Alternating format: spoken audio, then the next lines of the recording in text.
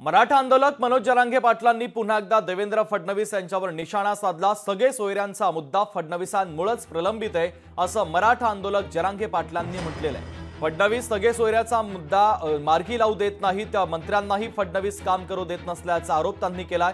विधानसभेला त्यांनी आम्ही धडा शिकू मनोज जरांगे पाटलांनी असं म्हटलेलं आहे। विधानसभेला त्यांना आम्ही धडा शिकवू असं महत्त्वाचं वक्तव्य जरांगे पाटलांनी केलंय।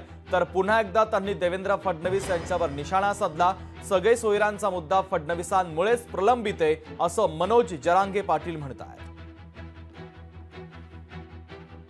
हा सरकार देवेंद्र फडणवीस मुद्दा मागे टाकायचं सांगताय। जाणून बुजून त्यांनी ठरवलं की सरकारला आणि सरकारमधल्या मंत्र्यांना काम करू द्यायचं। मराठवाड्यातील मराठा बांधवांना आरक्षण तात्काळ मिळणं अशी काही मागणी करणार पुऱ्या राज्यातल्या मराठ्यांना सरसकट कुणबी मग लोकशाही मराठी ऐका, पहा, जागरूक रहा।